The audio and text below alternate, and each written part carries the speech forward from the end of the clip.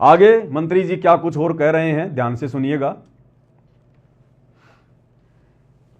आपने उसका शब्द सुना ही नहीं, जो धुनीदास ने कहा। अगर आप वो शब्द सुन लेते तो आपका ये बात क्या नहीं होती।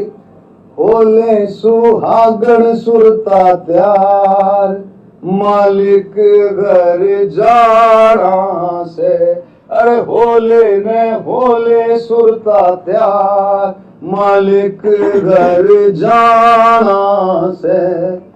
नाले धोले ओढ़ पैर लेकर सोड़ा श्रृंगार। इस गहरा समझना, इसका शब्द का मतलब समझना। नाले धोले ओढ़ पैर लेकर सोड़ा श्रृंगार, आज नहीं तो कल के परसों आएंगे तेरे लेवनहार, मालिक घर जाना से। ये शब्द किसने गाया? ये धुनीदास जी ने, कबीरपंथी। अरे मंत्री जी एक बार बोल देते। धुनीदास जी से ज्यादा तो ये शब्द सतगुरु रामपाल जी ने गाया, सतगुरु रामपाल जी ने। कबीरपंथी धुनीदास जी ने गाया ये शब्द। सतगुरु रामपाल जी का कोई नामो निशान नहीं, क्योंकि मंत्री जी को शर्म आ रही है। शर्म आ रही है मंत्री जी को कि जेल में बैठे हुए एक व्यक्ति का मैं कैसे नाम लूं। जब ये वीडियो हरियाणा की जनता में जाएगा तो लोग क्या सोचेंगे मेरे बारे में, कि एक जेल में बैठे हुए, देशद्रोह का मुकदमा लगवाकर जेल में बैठे हुए व्यक्ति की मंत्री जी प्रशंसा कर रहे हैं। जनता मेरे बारे में क्या सोचेगी। मंत्री जी अपनी इज्जत रक्षा के लिए सतगुरु रामपाल जी का नाम तक नहीं ले रहे, जबकि धुनीदास जी से ज्यादा शब्द ये सतगुरु रामपाल जी ने अपने प्रवचनों में गाया, संगत में गाया। और कबीर परमात्मा का ये शब्द है जो धुनीदास जी ने गाया। कैसा सिला दिया तूने मेरे प्यार का, यार ने ही लूट लिया घर यार का। जैसे ही राजनेताओं का सवार सिद्ध हुआ, रैली समाप्त हुई, कोई नामो निशान नहीं संत रामपाल जी का, ना उनकी संगत का। और जाओ रैलियों में और कराओ अपने गुरु जी की बदनामी, तोड़ो अपनी मर्यादाएं जम के। गुरु यही देख रहा है बैठा बैठा कि ये काल इनको कितना नीचे गिरा सकता है, ये लोग मूर्खता की किस हद तक पराकाष्ठा पार कर सकते हैं। तो मंत्री जी कह रहे हैं कि आपने वो शब्द सुना ही नहीं जो धुनीदास जी ने गाया, कबीरपंथी ने। और मंत्री जी वो शब्द गा रहे हैं कि होले सुहागन सुनता त्यार, मालिक घर जाना है। नाले धोले ओढ़ पैर ले कर सोड़ा श्रृंगार, आज नहीं तो तड़के परस्यों आवेंगे तेरे लणी हार, मालिक घर जाना है। और मंत्री जी कह रहे हैं इसकी गहराई को समझना, जबकि इस शब्द की गहराई का मंत्री जी को भी नहीं पता। अगर इस शब्द की गहराई का मंत्री जी को पता होता तो मंत्री पद को 2 मिनट में ठोकर मार देते, 2 मिनट में, और भक्ति मार्ग में आ जाते, यथार्थ कबीर पंथ में। अब मंत्री जी को भी इसका मतलब समझाएंगे और वीडियो देख रहे भाई बहनों को भी इसका मतलब समझाएंगे, जो शब्द सतगुरु रामपाल जी ने गाया भी और बखूबी समझाया भी। तो गुरुदेव के आशीर्वाद से ये पवित्र पुस्तक छपी है, सतगुरु शब्द महिमा संग्रह। इसमें लगभग गुरुदेव के ज़्यादातर शब्दों को संग्रहित किया गया है। तो गुरुदेव की महिमा करते हैं। मंत्री जी ने हमें एक मौका दे दिया, क्योंकि मंत्री जी तो सामने वाले को इस शब्द का अर्थ समझा नहीं पाए, लेकिन आप और हम सतगुरु रामपाल जी के भक्तों को जिस प्रकार से गुरुदेव ने समझाया है, हम समझाने का प्रयास करेंगे। बंदी छोड़ सतगुरु रामपाल जी परमेश्वर जी की जय हो। होले सुहागण सुरता त्यार, मालिक घर जाना है तू तो। होले सुहागण सुरता त्यार, मालिक घर जाना है तेरा। सुन शिखर भर तार, मालिक घर जाना है तेरा। सुन शिखर भर तार, मालिक घर जाना है। परमात्मा आत्मा को जगा रहे हैं, आत्मा को चेता रहे हैं, कि हे प्यारी आत्मा, तुझे असंख्य जन्म हो गए इस काल की गंदी राजनीति में, गंदी व्यवस्था में सड़ते हुए। कितनी बार तू राजा बना, महाराजा बना, देव पद को प्राप्त हुआ, ब्रह्मा विष्णु महेश तक के पद भी तूने प्राप्त किए हैं। तू शुरग भी गया, महाशुरग भी गया। उसके बाद इस काल ने तेरे को लक 84 में गधा कुत्ता सुअर भी बनाया। करोड़ों जन्म तेरे राजा के हुए, कोटि जन्म तू राजा की न्या, मिटी न मन की आशा, भिक्षुक होकर दर दर घूम लिया, मिला न निर्गुण राशा। अर्थात ये आत्मा युगों युगों से हर प्रकार से दुखी हो चुकी है, भक्ति कर करके, तपस्याएं कर करके, हर प्रकार के यत्न किए परमात्मा प्राप्ति के लिए, लेकिन वो परमात्मा नहीं मिला।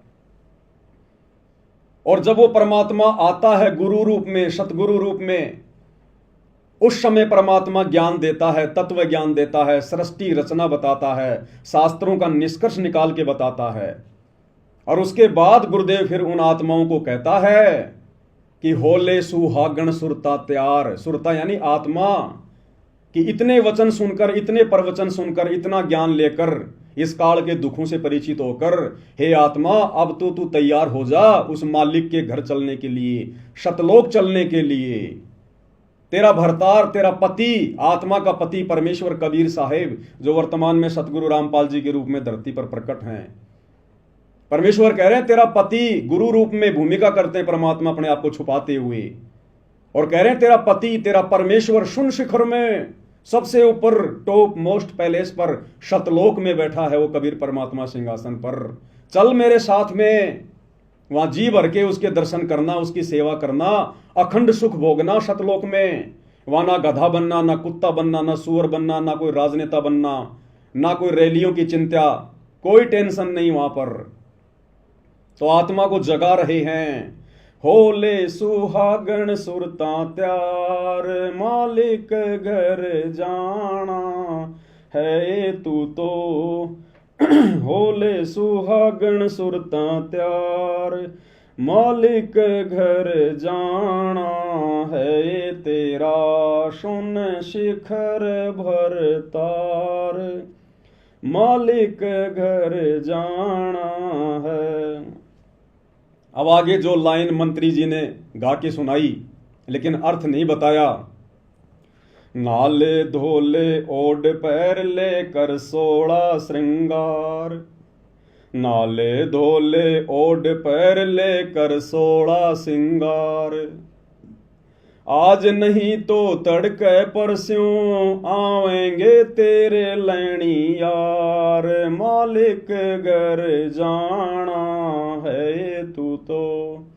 होले सुहागण सुरता त्यार, मालिक घर जाना है तेरा, सुन शिखर भरतार, मालिक घर जाना है। क्या कह रहे हैं परमात्मा? नाले धोले ओड पैर ले। अब ये नहाना क्या है? गुरुदेव ने बताया, सत्संग रूपी सरोवर में नहा ले, डुबकी लगा लगा के, सत्संग के प्रवचन सुनकर अपना सारा मैल साफ कर ले। नाले धोले, धोले यानी अपनी आत्मा के उन मैल को साफ कर ले, अपने पाप कर्मों को सच्चे सतगुरु से नाम लेकर उन सारे पाप कर्मों को साफ कर ले, आत्मा की गंदगी को हटा ले जो जंग की तरह जमी हुई है असंख्य युगों से। नाले धोले ओढ़ पैर ले। ओढ़ना और पैरना क्या है?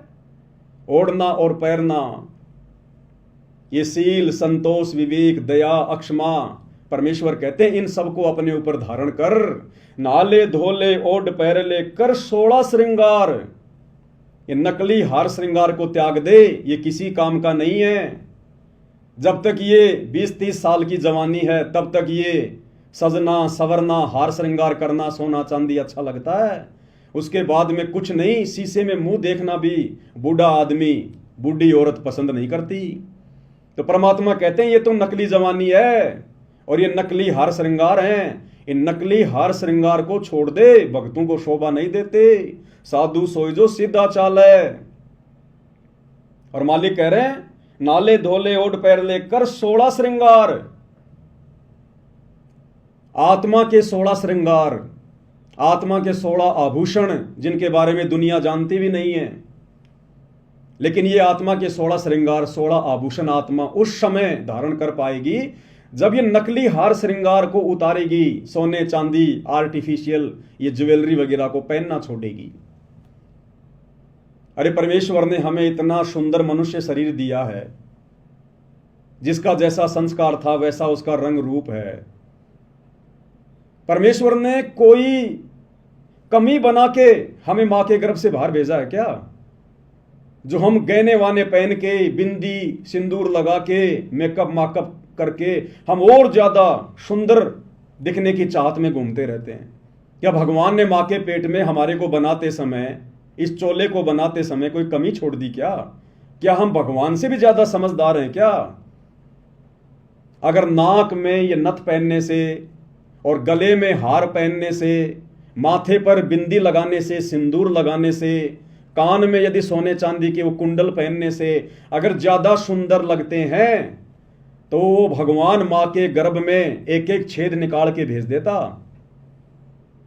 वो परमात्मा तो सोने चांदी के आभूषण भी लगा के भेज देता मां के गर्भ से।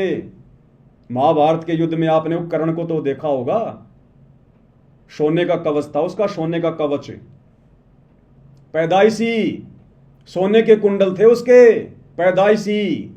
क्या परमात्मा आप और हमारे लगा के नहीं भेज सकता था? लेकिन हम बिना ज्ञान के, बिना आध्यात्मिक ज्ञान के, परमात्मा के द्वारा जो रचना की गई है स्त्री या पुरुष की मां के गर्भ में, हम उसमें छेड़खानी करते हैं। नाक में छेद निकलवा लिया, कान में निकलवा लिया, तरह तरह के आभूषण धारण कर लिए। ये परमेश्वर की बेइज्जती करना है कि आपको ढंग से मूर्ति बनानी नहीं आई मां के गर्भ में, आपने सुंदर बना के नहीं भेजा। सुंदर तो अब लगेंगे हम ये काल के नकली आभूषण पहन के। इसलिए आम समाज पहने तो पहने, जो लोग भक्तिहीन हैं, नकली भक्ति कर रहे हैं, जिनको भक्ति और भगवान की ABCD का भी नहीं पता, वो तो जो मर्जी पहने, जो मर्जी खाएं, जो मर्जी करें, उनसे हमें कोई लेना देना नहीं। लेकिन जब ये आत्मा सतगुरु की शरण में आ जाती है, जैसे आज धरती पर एकमात्र सतगुरु रामपाल जी, इनकी शरण में आने के बाद फिर हमने नकली आभूषणों को त्यागना पड़ेगा। आत्मा को शब्द के माध्यम से चेता रहे गुरुदेव कि नहाले धोले ओढ़ पैर ले, कि सत्संग रूपी सरोवर में डुबकी लगा लगा के नाले, मल मल के अपना मैल उतार ले। और कल 16 श्रृंगार, अब आत्मा के 16 श्रृंगार कौन से हैं जिनको धारण किए बिना हम अपने सतगुरु को प्यारे नहीं लगेंगे? जैसे आम समाज में स्त्री तरह तरह के श्रृंगार करती है, किस लिए? ताकि मैं अपने पति देव को सुंदर लगूं। इसी प्रकार आत्मा के 16 श्रृंगार भगत ने करने पड़ेंगे। जो 16 श्रृंगार हमें गुरुदेव ने दिए हैं, जो बताए हैं। ये साध संगति का लोगो जो इस लैपटॉप के पीछे लगा हुआ आप जी देख रहे हैं, पीले कलर का, और इस पुस्तक के पीछे भी ये लोगो लगा हुआ है। इस लोगो में 16 श्रृंगार लिखे हुए हैं आत्मा के। और गुरुदेव ने कबीर सागर का सरलार्थ करते समय स्पष्ट रूप से लिख दिया कि जब तक आप मेरे से उपदेश लेकर इन तमाम आत्मा के श्रृंगारों को पूर्णतया अपने ऊपर धारण नहीं करोगे, आप मोक्ष प्राप्ति के योग्य नहीं हो सकते। तो कौन से 16 श्रृंगार हैं? मंत्री जी तो जानते भी नहीं उनके बारे में, जो गुरुदेव ने बताए। सबसे पहला, भक्ति कर निज जीव उबारे, यानी सतगुरु से नाम दीक्षा लेकर ज्ञान को आधार बनाकर भगत का एक ही टारगेट होना चाहिए कि किस प्रकार से मेरा आत्म कल्याण हो, मेरे जीव का कल्याण हो, मैं 84 लाख योनियों में जाने से बचूं। सबसे पहला आभूषण भगत की ये सोच होनी चाहिए, भगत का ये टारगेट होना चाहिए कि भक्ति कर निज जीव उबारे। परमात्मा कहते हैं आत्म प्राण उद्धार ही और धर्म नहीं कोई। अपनी आत्मा का उद्धार करवा ले, इससे बढ़कर दुनिया में कोई धर्म नहीं। दूसरा, ज्ञान को आधार बनाकर जो सतगुरु हमें ज्ञान देते हैं, जो तत्व ज्ञान देते हैं, निष्कर्ष निकालकर यथार्थ ज्ञान, सत्य ज्ञान, उस ज्ञान को आधार बनाकर, यानी उस ज्ञान के ऊपर अमल करके हम भक्ति सफल कर सकते हैं। विवेक, अब ये विवेक लगाने की बात थी। ये जब भगत समाज को आश्रम में बुलाया गया और उसके बाद जब 500 बसें आई, उन बसों में उनको बैठकर रोहतक के पैरावर में परशुराम जयंती में जाने के लिए कहा गया, तो उस समय भक्तों ने अपना विवेक लगाना चाहिए था कि भाई हम तो गुरु जी के दर्शनों के लिए आए थे, हमें वहां पर क्यों भेजा जा रहा है? हमारा क्या लेना देना मंत्री जी की रैलियों से? हम इतनी दूर से चलकर यहां पर मंत्री जी की रैली को सफल बनाने आए हैं क्या? परशुराम जी की जयंती से हमें क्या लेना देना? हमारे क्या लगे परशुराम जी? जिन लोगों के लगे वो अपना मनाए। जब दुनिया वाले हमारे गुरु जी का प्रकट दिवस मनाने के लिए आश्रम में नहीं आ रहे, तो हम परशुराम जी की जयंती मनाने क्यों जाएं भाई? तो यहां पर भक्तों ने विवेक का इस्तेमाल करना चाहिए था, लेकिन नहीं किया। चौथा, सत्य। भगत को हमेशा सत्य भाषण करना चाहिए। सत्य बोलने में जो भी कठिनाई आती है, गुरुदेव ने बताया, भगत का तप बनता, तप भक्ति बनती है। तो भगत ने हमेशा सत्य भाषण करना चाहिए। शांति निज धर्मा। भगत ने अपने जीवन में शांति को लाना चाहिए। हड़बड़ाहट में नहीं जीना चाहिए, जल्दबाजी में फैसले नहीं लेने चाहिए। शांति रखनी चाहिए भगत ने अपने गुरुदेव पर विश्वास करके कि मैं बिल्कुल पावरफुल हाथों में हूं, सतगुरु के हाथों में आ गया। मैं तो सतगुरु की जो है वो कठपुतली हूं। मेरा तो आत्म कल्याण निश्चित है। मेरा अब कुछ नहीं बिगड़ सकता। काल का विधान मेरे ऊपर लागू नहीं है जब तक मैं गुरु की मर्यादा में रह के भक्ति करूंगा। तो इन सारी बातों को सोचकर भगत ने अपने जीवन में शांति लानी चाहिए कि मेरा तो आत्म कल्याण निश्चित है। जब भगत को ये पूरी तरह से कन्फर्म हो जाएगा कि मेरा आत्म कल्याण निश्चित है, तो फिर चिंता किस बात की होगी, फिर टेंशन किस बात की होगी। आदरणीय गरीबदास जी ने कहा कि अजब नगर में ले गए हमको सतगुरु आण, और जिल के बिंब अगाध गति हम सूते चादर ताण। जब आदरणीय गरीबदास जी कबीर परमात्मा के साथ में गए, सतलोक देख कर आए, जब सारी व्यवस्था देख ली अपनी आंखों से कि हाँ बिल्कुल सत्य, परम सत्य, हम तो काल के जाल में फंसे हुए हैं। ये काल हमें 84 में ठोकता है, नरक में ठोकता है। थोड़े बहुत दिन के लिए राजा महाराजा बना देगा, देवता बना देगा, उससे ज्यादा कष्ट फिर ये नरक में देता है। फिर ऊपर सतलोक में गए, वहां के सुख देखे, ठाट बाट देखे। उसके बाद उनको कन्फर्म हो गया कि जिल के बिंब अगाध गति हम सूते चादर ताण, कि अब हमें कोई चिंता नहीं है, हमारा आत्म कल्याण तो निश्चित है। तो इसी प्रकार वर्तमान में सतगुरु रामपाल जी भगवान अपने सत्संग सुना सुनाकर हमें सतलोक दिखा रहे हैं। सतलोक का वर्णन करके हमने अपने बाप के वचनों पर विश्वास करना पड़ेगा, तब हमारी भक्ति सफल होगी। हर किसी को सतलोक नहीं दिखाएगा परमात्मा। उन आत्माओं को केवल अपना गवाह बनाना था, इसलिए सतलोक दिखाया। वर्तमान में सबको नहीं दिखाएगा। हमने उस सुयोग्य बेटी की तरह अपने बाप के ऊपर विश्वास करना पड़ेगा। जिस बेटी का बाप अपनी बेटी का रिश्ता तय करके आता है और आकर उसकी मां को बताता है कि ऐसा ऐसा घर है, ऐसा ऐसा लड़का है, ऐसा उसका बिजनेस है, और लड़की कान लगाकर सुनती रहती है। लड़की अपने बाप के ऊपर अविश्वास नहीं करती कि मेरा बाप है, ये मेरे भविष्य का फैसला आंख बंद करके नहीं करेगा। और वो बेटी आंख बंद करके उस पराये घर में चली जाती है अपने बाप पे विश्वास करके। तो हमारा बाप, आत्मा का बाप सतगुरु रामपाल जी भगवान, ये कबीर परमात्मा, और ये तो हमें बिल्कुल प्रमाणित सत्य बता रहे हैं। ये भी नहीं कह रहे कि खाली मेरी बातों पे यकीन करो। देखो तुम्हारी गीता, वेद, कुरान, पुराण, बाइबल में, और उसके बावजूद भी अगर हम विश्वास नहीं करेंगे, चादर तान के नहीं सोएंगे, तो हमारे जीवन में फिर शांति कैसे आएगी। तो हमने गुरु के वचनों पर विश्वास करके संसार की व्यवस्था से हटके अपने अंदर शांति पैदा करनी पड़ेगी। तो पांचवा क्या लक्षण बताया गुरुदेव ने? शांति निज धर्मा। छठा, संतोष। जब इतना सब कुछ क्लियर हो जाएगा, ज्ञान को आधार बना के भक्ति करेंगे, गुरु जी के वचनों पे चलेंगे, हर प्रकार से मर्यादा में रहेंगे, तो संतोष तो फिर ऑटोमेटिक आएगा। ये तो फिर बायो प्रोडक्ट है। ऑटोमेटिक फिर हमारे अंदर संतोष पैदा हो जाएगा जब इतना ज्ञान हो जाएगा। जब इतना बुद्धि विवेक से हम भक्ति मार्ग के फैसले लेंगे, तो फिर संतोष तो ऑटोमेटिक पैदा होगा। प्रेम भाव, अपने सतगुरु में प्रेम भाव, अपने बच्चों में भी प्रेम, माता पिता में भी प्रेम, लेकिन वो प्रेम अलग है। सतगुरु से हमने विशेष प्रेम करना है। अपने परिवार में, समाज में, रिश्तेदारी में तो केवल इतना ही प्रेम करना है कि हमारा बस काम निकल जाए। भाई मीठा बोलना, प्यार से बोलना, लड़ाई झगड़ा ना करना, किसी की आत्मा ना दुखाना, ये वाला प्रेम तो हमने यहां करना है जब तक हम इस शरीर में। लेकिन विशेष प्रेम, बिना प्रेम पावे नहीं चाहे कोटि समाधि ला। सतगुरु में हमारा विशेष प्रेम होना चाहिए। मर मिटने वाला प्रेम, मर मिटने वाला प्रेम, समर्पण वाला प्रेम, पतिव्रता भाव वाला प्रेम, केवल सतगुरु में। बिना प्रेम पावे नहीं चाहे कोटि समाधि ला। तो सतगुरु में हमने प्रेम भाव जो है वो पैदा करना है। परमात्मा कहते हैं ना भाई, प्रेम भाव सतगुरु में हो जा, फिर सहजे अमृत पाए, फिर बड़ी आसानी से हमें सतलोक के आनंद भोगने का सुख मिलेगा। अगला है धीरज। भगत के अंदर धैर्य होना चाहिए, जल्दबाजी नहीं होनी चाहिए भगत के अंदर। हमें किसी ने किसी के बारे में कुछ कह दिया, हमने तुरंत उसका जवाब दे दिया, बात बिगड़ जाएगी। परमात्मा कहते हैं सुनो सबकी, करो मन की, जो ज्ञान दे रखा ना उस आधार से फैसले लो। अगर तुम सतगुरु शरण में हो, मर्यादा में हो, तुम्हारी चाहे कोई लाख निंदा चुगली करे, पीठ पीछे लाख तुम्हारी बुराई करे, तुम्हारा वो कुछ नहीं बिगाड़ पाएगा। ये धोखाधड़ी समाज की, जंतर मंत्र, ये तंत्र सतगुरु के भगत के ऊपर लागू नहीं होते।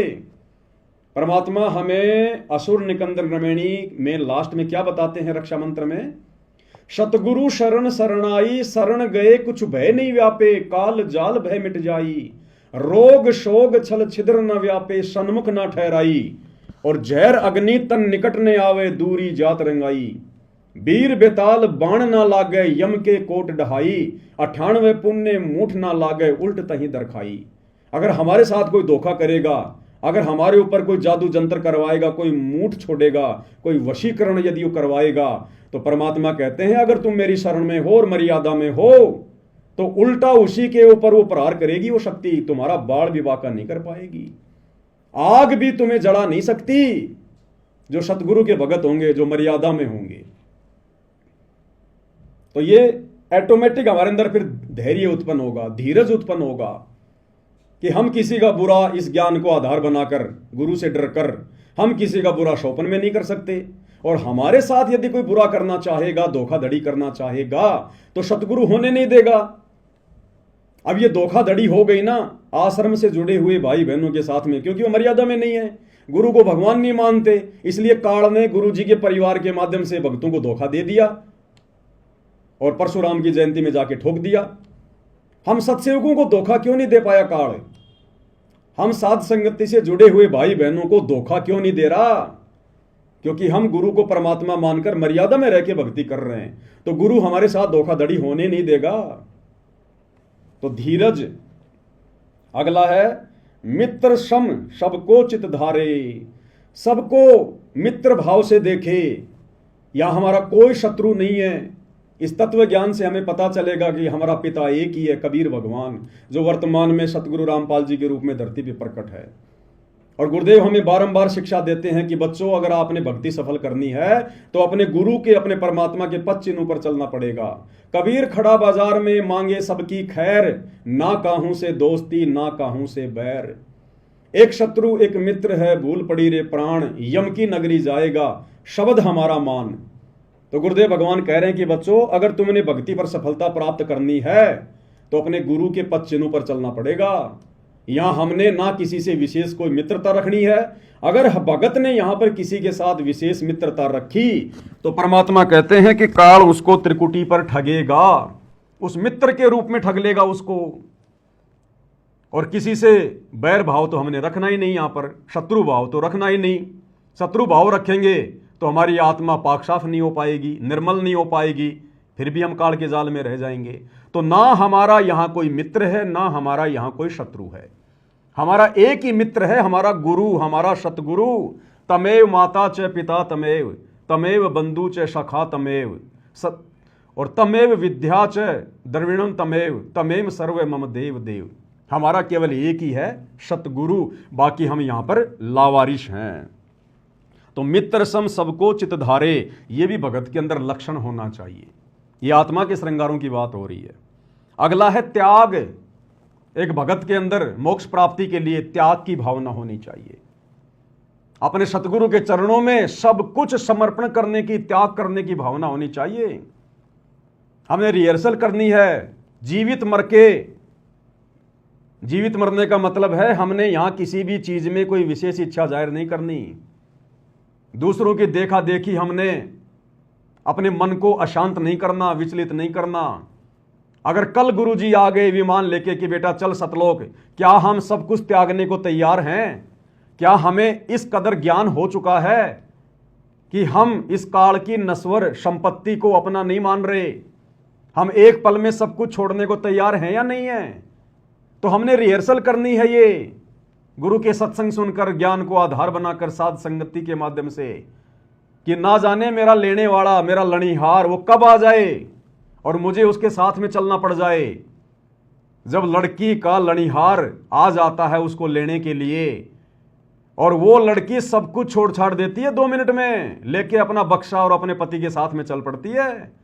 जिस माँ बाप ने उस लड़के को 20 साल तक पाला पोषा, उसकी जरूरतों को पूरा किया, अब उस लड़के का विशेष प्रेम अपने पति में बन गया। पति में, उस पति के लिए अपने माँ बाप के घर को भी छोड़ देगी, अपने सास ससुर को भी छोड़ देगी। जब न्यारे होते हैं, 2 भाई अलग अलग होते हैं, तो 2 मिनट में वो लड़की सबको छोड़ छाड़ के और अपने पति की तरफ जाके खड़ी हो जाती है। तो इस काल लोक को जो गुरुदेव ने दिखा दिया, बता दिया, ये खोकापुर झूठा लोक, हर चीज नश्वर, ये नष्ट होता है। असंख्यों बार यहां पर महाप्रलय हो चुकी है, सब कुछ नष्ट हो जाता है, मिट्टी मिट्टी हो जाता है। फिर यहां हमारा है क्या? तो गुरुदेव कह रहे हैं आपके अंदर इतनी त्याग की भावना होनी चाहिए, इतनी प्रबल, कि मेरे गुरु के एक इशारे पर सब कुछ छोड़ छाड़ के, आत्मा से छोड़ना पड़ेगा, शरीर से नहीं। शरीर से तो सबका ही छूटता है मरने के बाद में। जिसने जीवित मरने की रिहर्सल कर ली, जिसने ज्ञान को आधार बना के कि यहां मेरा कुछ नहीं है, ये 21 ब्रह्मांड तो मेरे बाप ने, सतगुरु रामपाल जी भगवान ने काल को भीख में दिए उसकी तपस्या के बदले। अगर इसी 21 ब्रह्मांड की संपत्ति पर भी यदि किसी का अधिकार है तो काल का अधिकार है, मेरा नहीं है। ये मेरा देश नहीं है, मेरा घर नहीं है। होले सुहागण सुरता त्यार, मालिक घर जाना है, तेरा सुन शिखर बरतार। हमारा पति ये काल नहीं है, हमारा पति कबीर साहब है, जो वर्तमान में सतगुरु रामपाल जी के रूप में हमें लेने के लिए आए हुए हैं। तो परमेश्वर कह रहे हैं भगत के अंदर त्याग की भावना भी होनी चाहिए, वैराग, हमारे अंदर वैराग उत्पन्न होना चाहिए। हमारी आंखों से आंसू निकलने चाहिए, सतगुरु को याद करके, काल के दुखों को याद करके, सतलोक के सुखों को याद करके। हमारे अंदर वैराग्य उत्पन्न होना चाहिए अपने गुरु जी के प्रति, अपने महबूब के प्रति, कि परमेश्वर आपने कैसे दया बख्शी, अनंत युगों से परमात्मा आप हम नीचों के पीछे भटक रहे हो, हमारे लिए इस गंदे लोक में आकर, जिस लोक की तरफ सतलोक जाने के बाद कोई देखना भी पसंद नहीं करता, आप इस गंदे लोक में आते हो, यहाँ रहते हो, एक पूरा जीवन लीला करते हो। ये परमेश्वर हम नीचों के लिए। तो इन सब बातों को विचार करके अपने गुरु जी के प्रति प्रेम उमड़ना चाहिए, वैराग्य होना चाहिए। निष्कर्मा, भगत ने कोई भी कार्य निष्क्रम भाव से करना चाहिए। लोभ लालच छल कपट राग द्वेष भगत के नजदीक भी नहीं होना चाहिए। गुरुदेव भगवान सत्संगों में समझाते हैं, मैं पवन दास कोई उपदेश नहीं दे रहा, मैं भी आपकी तरह 2 कोटि का जीव हूं, मालिक का विधान आपको बता रहा हूं, ये मेरे ऊपर भी लागू है, सब पे लागू है। ये निष्कर्मा और भक्ति हमने निष्कर्म भाव से करनी है। इस भक्ति के प्रतिफल में हमने कोई सांसारिक डिमांड अपने गुरु से नहीं करनी, कोई इच्छा अपने मन में नहीं करनी। दंडवत करते समय, आरती करते समय, मंत्र जाप करते समय, हमारा बाप, हमारा गुरु अंतर्यामी है, उन्हें सब पता है हमें कब किस चीज की आवश्यकता है। और ये सावड़सा सेठ है, सर्वशक्तिमान है, फिर भला इनसे मांगने की जरूरत क्या है? अगर हम मर्यादा में रह के भक्ति करेंगे, अगर भक्ति सही प्रकार से करेंगे, तो गुरु हमें किसी चीज के अभाव में रहने नहीं देगा। गुरुदेव ने हमें बताया कि बच्चों तुम्हें तो मांगना भी नहीं आता, क्या मांगना चाहिए अपने गुरुदेव भगवान से? भक्ति दान मोहे दीजियो देवन के देवा हो, भक्ति दान गुरु दीजियो देवन के देवा हो, जन्म पाया भूलों नहीं करहूं पद सेवा हो। गुरुदेव ने बताया कि तुमने केवल भक्ति मांगनी चाहिए अपने गुरु से, अपने भगवान से, केवल भक्ति। भक्ति में सब कुछ आ गया। गुरुदेव ने एक उदाहरण दिया, एक पिता ने अपने बेटी की शादी कर दी, कुछ समय के बाद में बेटी और उसकी सास का आपस में झगड़ा रहने लगा। तो सास ने अपनी पुत्र वधू के बाप को बुलाया। उसने कहा जी क्यों बुलाया, क्या बात है? बोला जी आपकी जो लड़की है ना इसको ले जाओ आप। बोला जी क्यों, कोई बात भी होगी?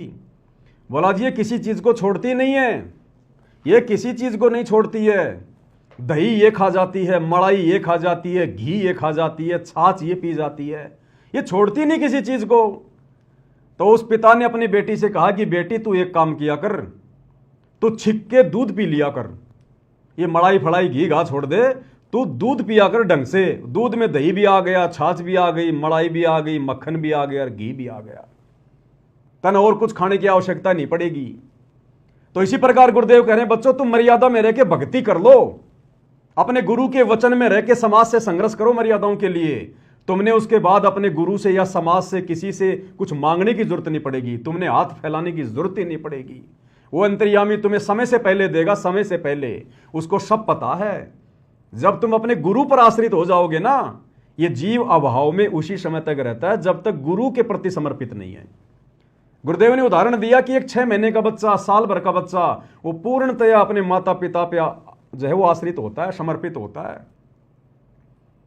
और माता पिता सर्दी आने से पहले उसके मोजे, जूते, स्वेटर, कोट पहले व्यवस्था कर लेते हैं। उस बच्चे को नहीं पता कि आगे क्या होने वाला है, सर्दी आएगी या गर्मी आएगी या ओले गिरेंगे, लेकिन वो बच्चा अपने माता पिता पे समर्पित है। इसलिए माता पिता को चिंता है, जो जाकी शरणा बसै ताको ताकी लाज, जल स्यों ही मछली चढ़ जाती बह जाते गजराज। तो जब हम अपने गुरुदेव पर आश्रित हो जाएंगे पूर्णतया, फिर देखना ये परमात्मा खुले हाथ से हमें इस गंदे लोक के सुख भी भुगवाएगा। तो हमने केवल भक्ति मांगनी है परमात्मा से, और निष्क्रम भाव से भक्ति करनी है, कोई डिमांड नहीं करनी हमने गुरुदेव से। परमात्मा कहते हैं जब लग भक्ति सह कामना, तब लग निष्फल सेव, और कहे कबीर वे क्यों मिले निष्कामी निज देव। जब लग भक्ति सह कामना, जब तक आप इस सतगुरु की भक्ति को मन में किसी प्रकार की डिमांड या इच्छा रख के करते हो, तब लग निष्फल सेव, तुम्हारी पूजा, तुम्हारी भक्ति निष्फल है, बेकार है। और कहे कबीर वे क्यों मिले निष्कामी निज देव, वो परमात्मा तो निष्काम भक्ति करने वालों को प्राप्त होता है, तुम्हें क्यों मिलेगा। तो निष्क्रम भाव से हमने भक्ति करनी है। निर्दोषा धोखा रहित, भगत ने किसी के साथ सौपन में भी धोखा करना तो दूर, सोचना भी नहीं है। क्योंकि भगत अगर धोखा करेगा तो आत्मा निर्मल कैसे होगी, सतगुरु प्रसन्न कैसे होगा जो घट में बैठा हुआ है। गंदी जगह में तो फिर सतगुरु बैठेगा ही नहीं, और सतगुरु यदि घट से बाहर निकल गया तो दूसरा कौन है, फिर काल, वो आ बैठेगा, सारे उल्टे काम होंगे फिर। तो निर्दोषा यानी धोखा रहित होना चाहिए भगत को। परमात्मा कहते हैं कबीरा आप ठगाइए और न ठगिए कोई। अरे आप ठगाए सुख होता है, औरों को ठगे दुख होए।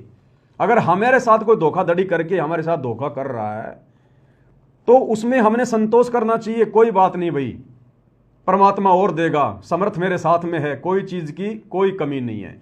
लेकिन हमारे मन में दूसरों के साथ में ठगी करने का अगर विचार भी आ गया, धोखा करना, ठगी करना तो बहुत दूर की बात है।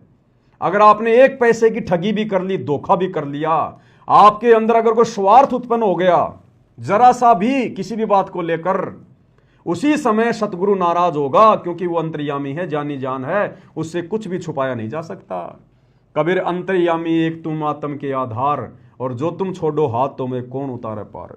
तो भगत ने धोखा रहित सील मानी शांत स्वभाव वाला होना चाहिए भगत, शांत स्वभाव वाला। अगर नुकसान हो गया तो परमात्मा कहते हैं बेटा तेरा क्या नुकसान हो गया, तेरा क्या नुकसान हो गया। पहली बात तो तेरे पास है ही क्या जिसका तू दुख मना रहा है, शोक मना रहा है। इतना तुझे ज्ञान दे दिया, तेरा कुछ है नहीं, जो भी कुछ है ये काल का है। तू तो होटल में किराएदार है, तेरा क्या बिगड़ गया, तेरा क्या टूट गया। कल को तू मरेगा, सब कुछ यहीं छोड़ के जाएगा। आज तेरे पास है क्या, करोड़ों बार तू राजा रह चुका, जब वो छोड़ छाड़ के चला गया तो आज तो तेरे पास है ही क्या। तो परमेश्वर कह रहे हैं कि भगत ने शीलता धारण करनी चाहिए, संतोष करना चाहिए भगत ने गुरु ज्ञान आधार से, कि ये सांसारिक वैभव की वस्तुएं ना जाने मैंने कितने जन्मों में प्राप्त करी, राजा बन के, मंत्री बन के, प्रधानमंत्री बन के, और एक्सीडेंट में मर जाते हैं, सारा राजपाट यहीं रह जाता। क्या लेके गया हो, क्या था अपना। क्षमा, भगत के अंदर विशेष गुण होना चाहिए, क्षमा, माफ करना, सामने वाले को माफ करना। ये परमेश्वर ने विशेष गुण बताया भगत का। अगर माफ करने की प्रवृत्ति हमारे अंदर पैदा होगी तो लड़ाई झगड़े खत्म होंगे, मनमुटाव खत्म होगा, राग द्वेष ईर्ष्या के भाव नहीं बनेंगे हमारे अंदर। तो भगत ने हर स्थिति में सामने वाले को, यदि हमारे साथ में कोई गलत बर्ताव करता है, गलत व्यवहार करता है, गाली निकालता है, बेवजह हमारे ऊपर कोई आरोप लगाता है, परेशान करता है, तो अपने आप को सतगुरु की शरण में, सतगुरु की गोद में बैठा हुआ समझकर हमारे अंदर क्षमा भाव उत्पन्न होना चाहिए कि कोई बात नहीं, मेरे साथ में क्या धोखा करेगा ये, मैं तो खुद ही काल के धोखे का शिकार हूं, मेरे साथ में क्या धोखा करेगा। मेरा तो सतगुरु साक्षी है भाई, मेरा तो सतगुरु सब कुछ है। तो क्षमा भाव होना चाहिए। दया, अब दया बिना दरवेश कसाई, दरवेश यानी साधु। जिस भगत के हृदय में दया भाव नहीं है वो तो कसाई के समान है। तो परमेश्वर ने बताया कि दया भाव भी होना चाहिए।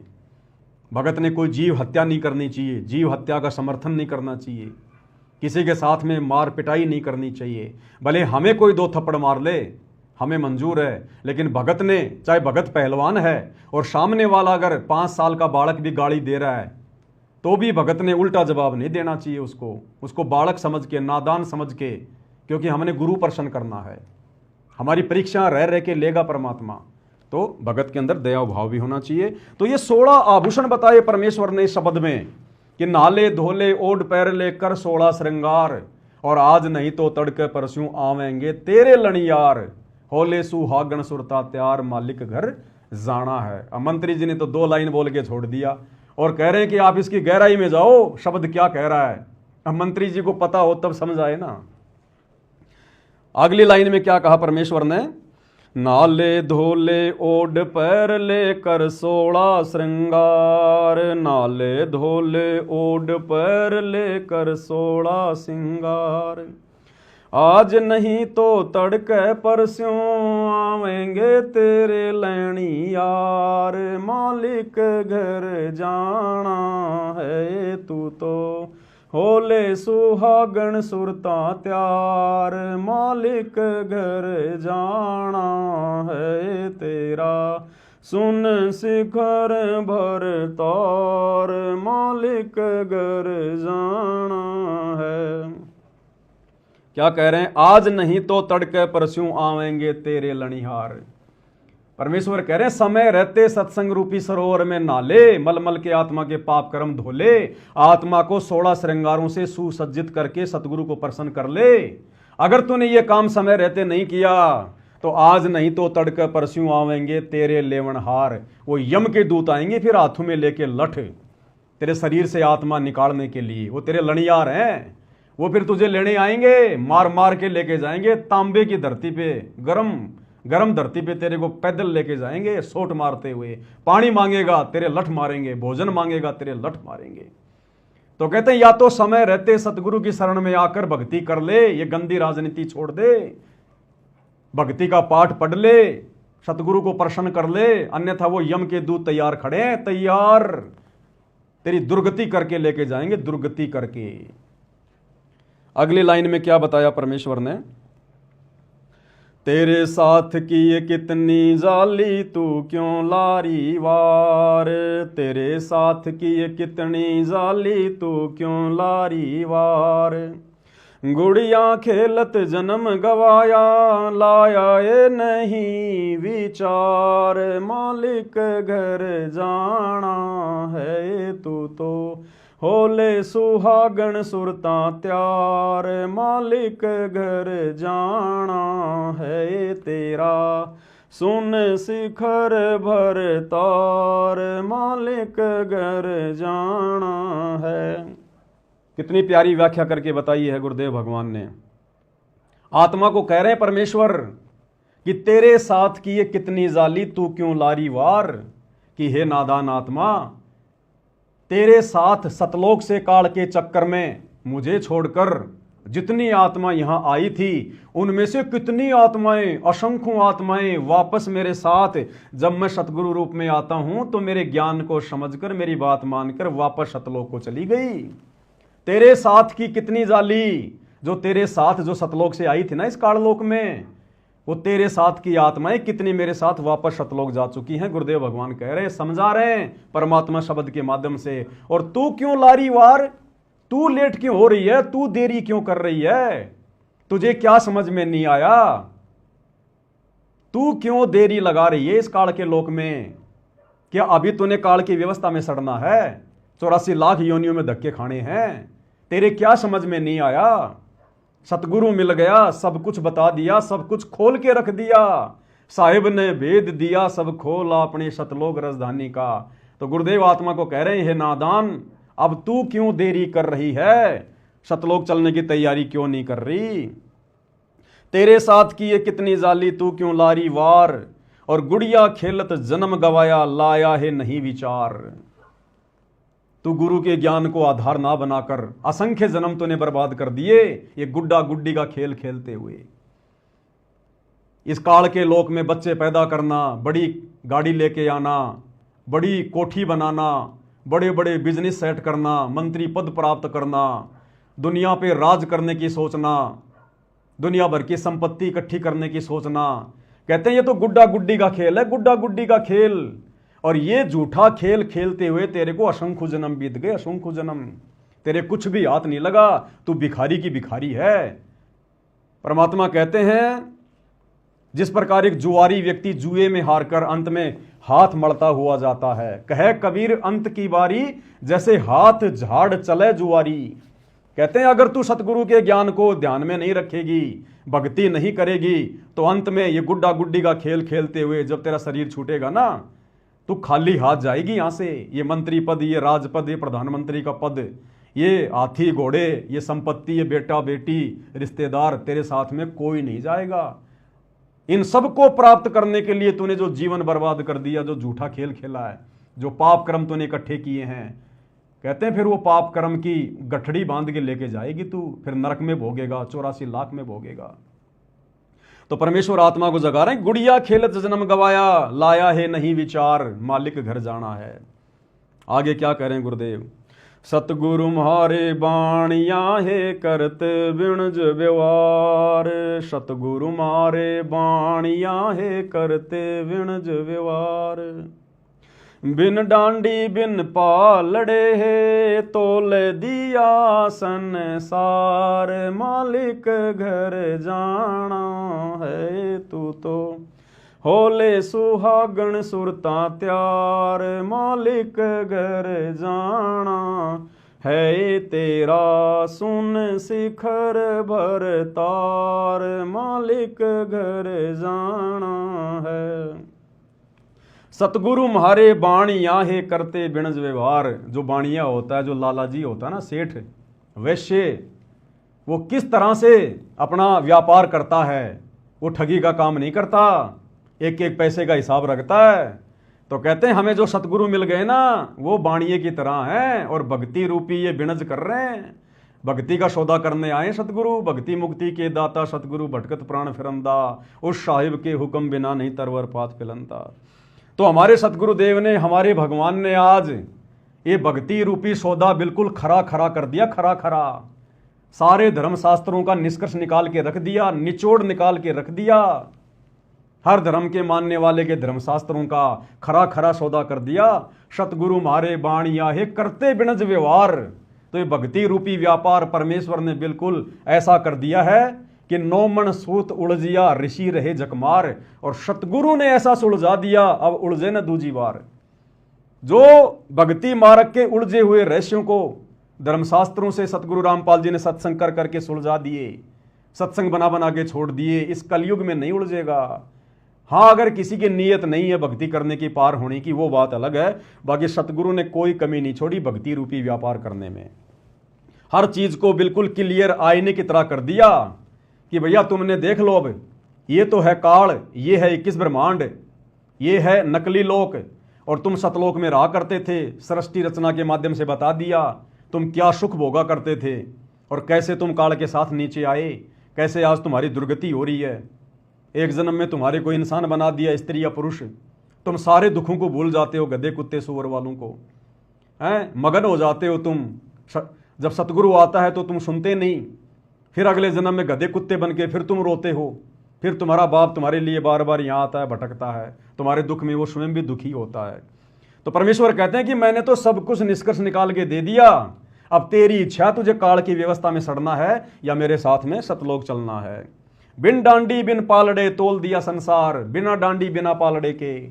बढ़िया तो डांडी और पालड़े से तोलता है, गुरुदेव ने तो बिना डांडी और पालड़े के अपने आध्यात्मिक ज्ञान से, अपने तत्व ज्ञान से नीर खीर का निवेरा कर दिया गुरुदेव ने। तो कहते हैं सतगुरु म्हारे बाणिया है करते बिणज व्यवहार, बिन डांडी बिन पालड़े है तोल दिया संसार, मालिक घर जाना है। ब्रह्मा विष्णु महेश की क्या स्थिति है, देवी देवताओं की क्या स्थिति है। तुम्हारे को एक बार मनुष्य जन्म मिलता है, फिर 84 लाख योनियों का चक्कर काटना पड़ेगा, भयंकर कष्ट उठाने पड़ेंगे, गधे के शरीर में, सूअर के शरीर में टट्टी खाना पड़ेगा, ऐसी दुर्गति करेगा, राजा बनोगे, सैनिक बनोगे, तुम्हारी गर्दनें कटेंगी, युद्ध होंगे, फिर कुत्ते बनोगे, तुम्हारे सर में कीड़े पड़ेंगे। तो गुरुदेव ने बिन डाडी बिन पालड़े के पूरा अध्यात्म बिल्कुल क्लियर कर दिया।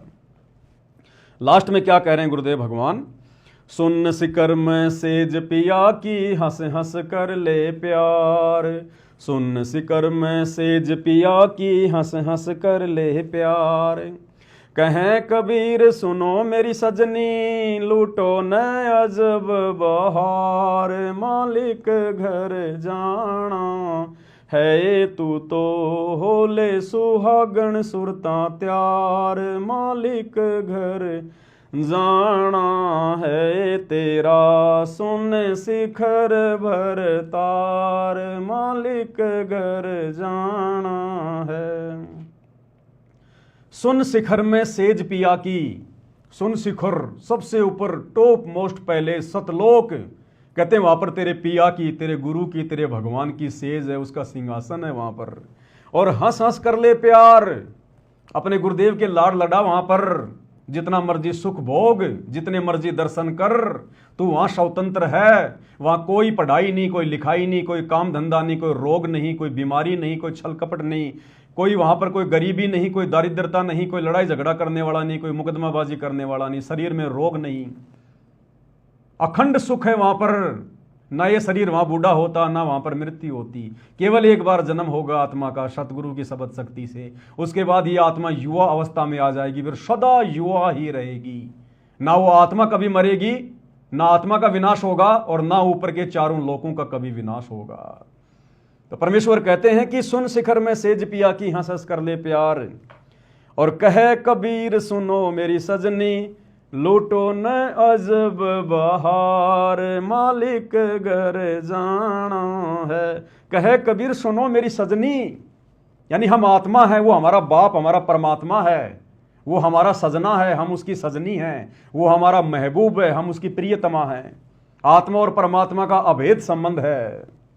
तो परमेश्वर प्यार में लाड़ में कह रहे हैं, कहे कबीर सुनो मेरी सजनी, है मेरी प्यारी आत्मा, लूटो न अजब बहार, अजब बहार, जो सुख यहां तुम्हें महासुरग में भी देखने को नहीं मिलेंगे, छींट भी नहीं है, वो सुख तुम्हें, अखंड सुख तुम्हें शतलोक में मिलेंगे वहां पर।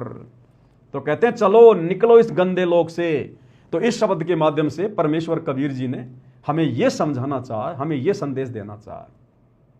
अब इस शब्द की गहराई को यदि कोई मंत्री जी समझ जाए तो क्या वो ये राजपद स्वीकार करेगा क्या, जिस राजपद में निरेक जो है वो कर्म फोड़ने के अलावा दूसरा कुछ भी नहीं है। कितनी झूठ बोलनी पड़ती है, कितने झूठे वादे इरादे करने पड़ते हैं, सारा दिन टेंशन में, और मिलता अंत में कुछ नहीं भैया, मिलता अंत में कुछ नहीं है। 10 15 20 साल राज कर लो, उसके बाद क्या करोगे, खुद के बच्चों से सेवा कराने के काबिल भी नहीं रहोगे बिना भक्ति के, ये दुर्गति होगी। फिर अंत में पार्कों में अकेले बैठे रहोगे, कोई तुम्हें नमस्ते करने वाला भी नहीं मिलेगा। और शरीर इस तरह से घेर लेता है इन मंत्रियों के शरीरों को। भारत देश का इतिहास उठा के देख लो, जितने भी प्रधानमंत्री हुए हैं किसी न किसी रोग से मरे हैं, एक्सीडेंट में मरे हैं, अकाल मृत्यु हुई है। बिना सत भक्ति के आज हमारे भारत देश के इतिहास में जितने भी संत महात्मा हुए हैं, बड़े बड़े ऋषि मुनि हुए हैं, आज इतिहास उठा के देख लो, सबकी दुर्गति से मौत हुई है, सबकी दुर्गति से। दास इसके ऊपर पहले वीडियो बना चुका है। केवल संत भगत, सच्चे सतगुरु की सच्ची भक्ति करने वाले, नरसिंह भगत को देख लो, धना भगत को देख लो, धर्मदास जी को देख लो, गरीबदास जी को देख लो, नानक जी को देख लो, परमेश्वर ने उनका ऐसे शरीर छुड़वाया जैसे पका हुआ आम जरा सी हवा लगते नीचे गिर जाता है। उनको कष्ट नहीं उठाना पड़ता, हाय हाय नहीं करनी पड़ती। भगत का शरीर हॉस्पिटल में हाय हाय करके नहीं छूटता, भगत कभी एक्सीडेंट में नहीं मरता, अकाल मृत्यु नहीं होती, सतगुरु की सच्ची भक्ति करने वाला। तो मंत्री जी को अगर ये शब्द समझ में आ जाता तो मंत्री जी कब का इस्तीफा देकर सतगुरु रामपाल जी से उपदेश लेकर अपनी भक्ति कर रहे होते आज। तो भाई और बहनों, ये सारी बातें तो आज गुरुदेव भगवान ने आप और हमें समझाई है। तो आगे वीडियो में बढ़ते हैं। अब मंत्री जी आगे क्या कुछ कह रहे हैं, क्या कुछ समझा रहे हैं। सतलोक आश्रम से जुड़े हुए भाई बहनों को समझना चाहिए, विचार करना चाहिए किस प्रकार से धोखा इस काल ने तुम्हारे साथ गुरुजी के बेटों को निमित्त बनाकर राजनेताओं की रैलियों को सफल बनवा के किया है। क्या कह रहे हैं आगे मंत्री जी?